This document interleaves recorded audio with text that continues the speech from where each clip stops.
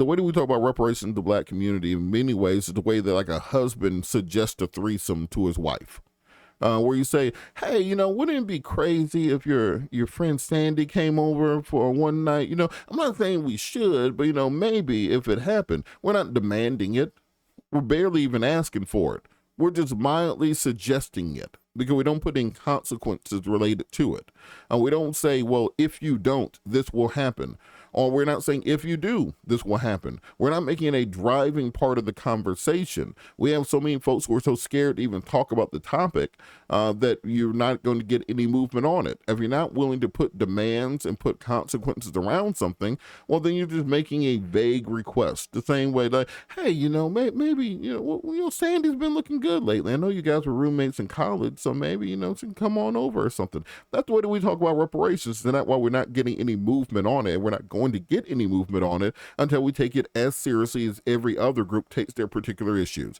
So I understand your point, but I think we have to make a causal connection between the two. And $100 billion that's in the Ukraine aid package will not put a dent into the calculations for what reparations should be.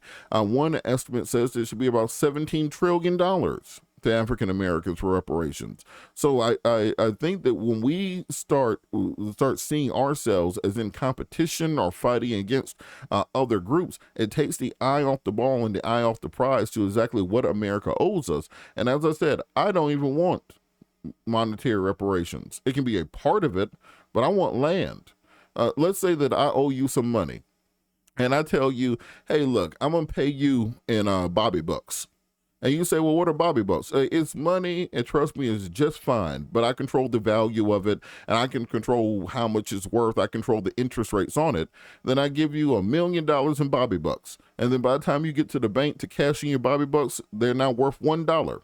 What are you going to do about that? Because money is a fungible asset. It changes in value all the time. We don't control those things. But if you have land, if you have infrastructure, you have a state, well, then you're really moving to a place of freedom and liberation as every other group on earth does. I think we need a state. We need a homeland. We need to see ourselves as being an ethnic group, a united ethnic group that can fight towards having freedom and independence and self-determination. That's how you officially end slavery in this country. Right now, we're kind of in an armistice state.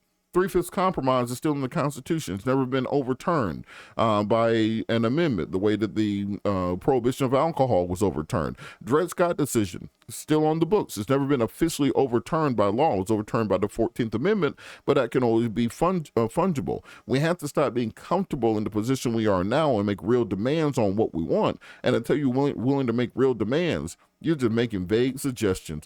Don't you think Sandy should come over and maybe spend the weekend with us, go to the cabin with us? That's the way we talk about it, and that's why we don't get what we want. I'll give it